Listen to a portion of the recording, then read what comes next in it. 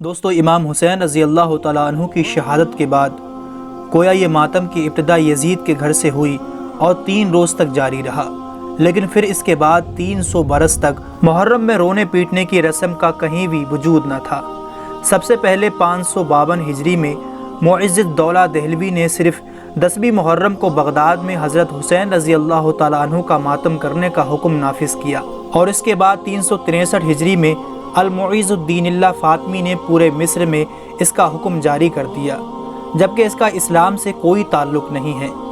دوستو ہندوستان میں اس کی شروعات برسوں پہلے تیمور لنگ بادشاہ نے کی تھی، جس کا تعلق شیعہ فرقے سے تھا۔ اس وقت سے ہندوستان کے شیعہ سنی اور کچھ علاقوں میں ہندو بھی تعزیہ داری کا اہتمام کرتے ہیں، جو دراصل حضرت امام حسین رضی اللہ تعالیٰ عنہ کی قبر مبارک کی ایک نقل ہے۔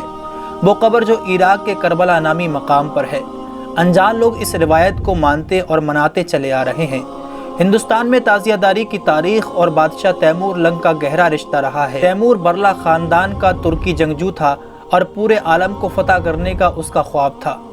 1376 عیسوی کے دوران سمرقند کے قریب غالباً ازبکستان میں پیدا ہوئے تیمور کو چنگیز خان کے بیٹے چغتائی نے تربیت دی۔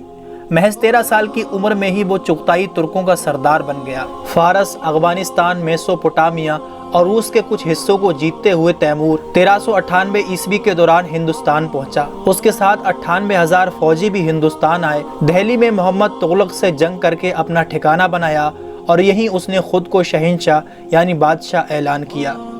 تیمور لنگ شیعہ فرقے سے تھا اور محرم کے مہینے میں ہر سال وہ عراق جایا کرتا تھا، لیکن بیماری کی وجہ سے 1 سال نہیں جا پایا۔ وہ دل کا مریض تھا، اس لیے ڈاکٹروں نے اسے سفر کرنے سے منع کیا تھا۔ بادشاہ سلامت کو خوش کرنے کے لیے درباریوں نے ایسا کرنا چاہا جس سے تیمور خوش ہو جائے۔ اس زمانے کے فنکاروں کو جمع کر کے انہیں عراق کی کربلا میں بنی امام حسین رضی اللہ تعالیٰ عنہ کی قبر مبارک کی نقل بنانے کا حکم دیا گیا۔ کچھ فنکاروں نے بانس کی کیموں کی مدد سے قبر یا امام حسین رضی اللہ تعالیٰ عنہ کی یادگار کا ڈھانچہ تیار کیا۔ اسے طرح طرح کے پھولوں سے سجایا گیا، اسی کو تعزیے کا نام دیا گیا۔ اس طرح تعزیے کو پہلی بار 801 ہجری میں تیمور لنگ کے محل کے احاطے میں رکھا گیا۔ تیمور کے اس تعزیے کی دھوم بہت جلد پورے ملک میں مچ گئی۔ ملک بھر سے لوگ اور عقیدت مند عوام ان تعزیوں کی زیارت کے لیے پہنچنے لگے۔ تیمور لنگ کو خوش کرنے کے لیے ملک کے دیگر ریاستوں میں بھی اس روایت کو سختی کے ساتھ آغاز کرنا شروع کر دیا۔ خاص طور پر دہلی کے آس پاس کے آباد شیعہ فرقے کے نواب تھے، انہوں نے فوری طور پر اس روایت پر عمل کرنا شروع کر دیا۔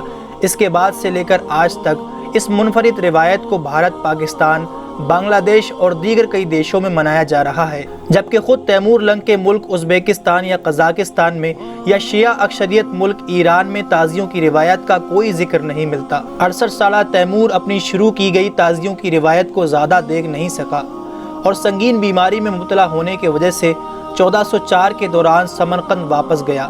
بیماری کے باوجود اس نے چین مہم کی تیاریاں شروع کیں، لیکن 19 فروری 1405 عیسوی کو قزاقستان میں تیمور کا انتقال ہو گیا۔ لیکن تیمور کے جانے کے بعد بھی ہندوستان میں یہ روایت جاری رہی۔ تیمور کے تنزل کے بعد مغلوں نے بھی اس روایت کو جاری رکھا۔ مغل شہنشاہ ہمایوں نے سن 962 ہجری میں بیرم خان سے 46 وزن کے زمرد کا بنا ہوا تعزیہ منگوایا تھا، جبکہ دوستو تعزیے کا اسلام سے کوئی تعلق ہی نہیں ہے۔